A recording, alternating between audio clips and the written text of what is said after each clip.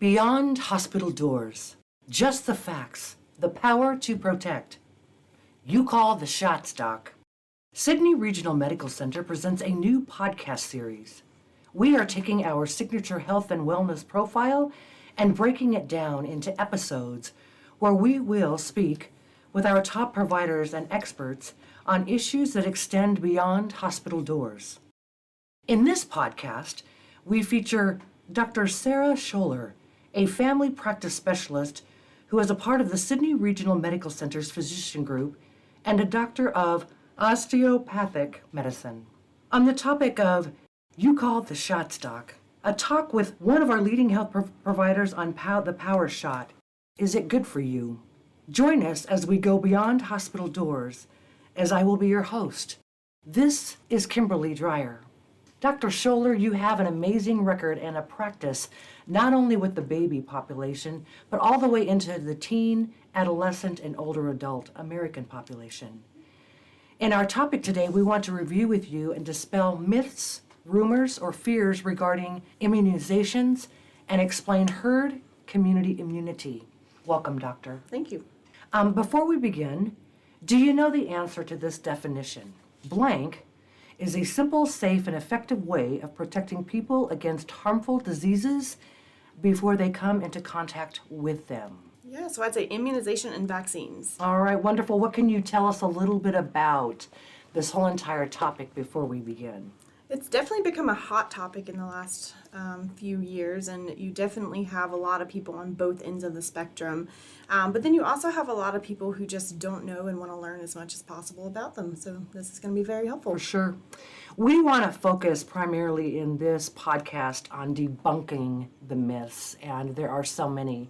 And there are, in part of this podcast, we did a lot of research in so many different areas, and with all of these topics, one of them is vaccinating children. And despite the fact that numerous studies have found no evidence to support the notion that vaccines cause autism or other chronic illnesses, a growing number of parents are refusing to vaccinate their children. And I could go into length about different scenarios, but let's talk about that first myth. Well, baby shots, do they cause disability or cause the baby to be autistic? So no, they do not. So back in the late 90s, there was this doctor from London, Dr. Wakefield, who did this study, and he came out and published it in this journal that said the MMR vaccine specifically caused autism. And so there was obviously and understandably a big uproar both in the scientific and the parental communities that this shot that we thought was once safe was no longer safe. And now we have this answer to why why kids have autism. So once again, understandably, there's this big push to not vaccinate, especially against MMR. All the while, all the scientific community started researching into this very, very heavily. So it was found that Dr. Wakefield's initial research was actually quite flawed. So there was lots of conflicts of interest. There was even some falsehoods in his actual study. So this allowed the Lancet, which was the actual journal that published his research, to retract that paper, saying that it was not a true study and that people were not to listen to it. Dr. Wakefield actually even lost his license over this. Wow. And then since then, there has been numerous studies saying the exact opposite, that the MMR vaccine does not, and there is no correlation between MMR vaccine and autism. So once again, MMR vaccine or any vaccines for that matter do not cause autism. And I think the whole goal is focusing in on re-educating that myth and helping families and their loved ones to move forward and not to be in fear. Here's another question, a myth. Infant immune systems cannot handle so many vaccines. Yeah, that's not true either. You know, the cells in our immune system are millions and millions of cells, and the cells that we introduce or the antigens that we introduce through vaccines are so small in comparison that it doesn't even come close to being able to overwhelm the baby's immune system. So your baby has a very efficient immune system that can both do its normal job and ramp up to help protect your baby against these diseases we're vaccinating against. So they can definitely handle it. So there was a study, again, conducted in 2010 in California, and just to kind of follow along with that answer, There were close to 10,000 cases of whooping cough more than 1 year since the whooping cough vaccine was introduced in the 1940s. 10 of the infants too young to be vaccinated died of whooping cough during the outbreak. The CDC warned that infants like these will become more frequent and harder to control if vaccine rates continue to fall. So in conjunction with that answer, the more that we do vaccine, the less that we'll see that type of a problem within our arena. Right, exactly. So let's talk a little bit about natural immunity and herd immunity. What is, first of all, is it? Herd immunity, community? Yeah, so herd or community immunity is the thought that if everyone around you is vaccinated, then they can't pass that disease onto you. So by association, you're kind of protected. So even though you do not have the own antibodies in your body, that everybody else protecting you and not passing it along to you will protect you. The problem with declining vaccination rates is if the vaccination rates decline, the disease prevalence increases, so more people around you actually can transmit the disease to you, so you're no longer protected. So, we have a big thrust in this era of people coming across the border, coming into different parts of the country, including Nebraska. And the worrisome is that they're not vaccinated. And, who knows what kind of vaccines that they may or may not have. Right.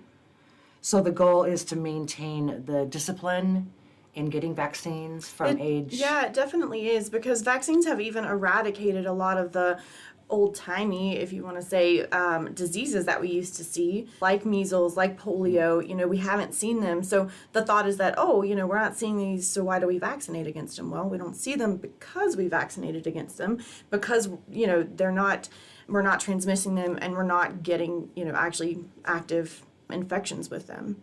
So that kind of goes along with your natural immunity as well. So in some cases, natural immunity is better. However, it's a gamble, I think. Do you want to risk getting that disease and risk the potential long-term consequences, or risk not even being able to make it through the disease? A lot of these diseases are deadly, especially to the young babies. Versus the alternative would be to vaccinate against it, and vaccines have been shown to be very safe, and then not even get the disease. So it's a very big toss-up, but for me, all the time, vaccine would win. Another myth, vaccines contain unsafe toxins. So there's definitely been a big push with the FDA and all of the safety regulations to get all of the bad stuff out of vaccines. So in the beginning, yes, there were some things that were not as safe, and we found that out over the years, and we are definitely getting away from making any vaccines with anything harmful.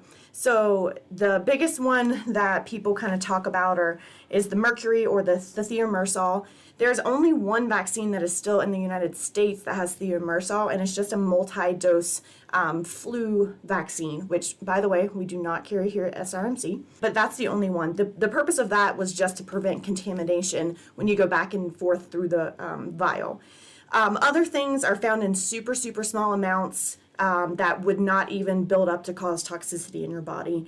The CDC, I will say, has a really great section on their website that has information on every single potential ingredient in all the vaccines. They'll tell you what it is, what other things it's commonly found in, and what vaccines they're found in. So if you have any questions about specific ingredients, reference that CDC. Right on, thank you. Here's another myth. Better hygiene and sanitation are actually responsible for decreased infection, not vaccines. So this is another one that they studied as well. So obviously, better hygiene and sanitation decrease illness. Like hand washing or... Exactly. Yeah, hand washing, not, cooking foods to certain temperatures, things like that. But when they really compared the infection rates to hand washing or just better hygiene and sanitation alone, we still saw the bigger drop in the disease rates after vaccinations. So even in the studies, yes, it does help, but vaccines are still the cause of the declining rate. The fact is, vaccines do help us stay healthy, and there are so many. As I look at this, what are the risks? Diphtheria, HPV, influenza, flu, measles, rubella, hepatitis A and B. And this next question is, vaccines are not worth the risk. So similar to my answer before, if you look at the risk of getting, or the risks of morbidity and mortality, meaning death and major chronic illnesses and conditions associated with actually getting some of these diseases compared to the risk of getting the vaccine, it's a no-brainer. The risk of having a severe allergic reaction to a vaccine is, they quote it normally around 1 case for every 1 to 2 million injections, compared to some of these other, definitely some of these other cases like whooping cough and MMR, measles. They killed lots and lots of children when they were very prevalent before vaccines. So I definitely think that vaccines, I don't really think it's a super big risk. So I would say take the vaccine over the disease. Vaccines can infect my child with the disease it is trying to prevent. So there are very few vaccines that actually have a live virus in them. So unless you have a live virus in the vaccine, there is zero way that you can get the actual disease from the vaccine. Even with the live virus vaccines, they're called attenuated, or they basically cripple the vaccine or the virus or whatever part of the virus or bacteria that they're putting in the vaccine, so it doesn't cause the actual disease. So that's not really true either. Now, some people do have symptoms after getting, say, the flu shot. I hear a lot of people, I got the flu after the flu shot. One of two things happened. Either you already had the flu and you weren't showing symptoms yet, and just a day or two after, it was just a coincidence. Or two, you are showing signs that your body's making the appropriate immune response. Some people can have some body aches, some people can have a low-grade fever, but that's just showing that your immune system is ramping up and doing what it's supposed to counteract that vaccine. That makes sense, for sure. Another myth. We do not need to be vaccinated because infection rates are already so low now in the United States. So that's kind of going back to the herd immunity and natural immunity. Once again, it's so high and we don't have these diseases because we've been vaccinating. So if our vaccination rates decline, then the diseases are going to increase, and then we're going to start seeing more and more of them. So the way to keep these disease rates low is to continue vaccinating. So I know we've all probably heard of the cases of measles and whooping cough in California over the last couple years. Even cases of polio are starting to increase now because of the trend to not vaccinate.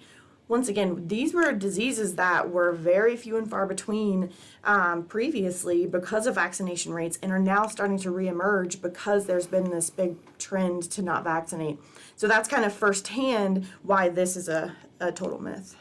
Some final thoughts as we narrow down into this podcast. Now I want to talk a little bit about the TB vaccine for children.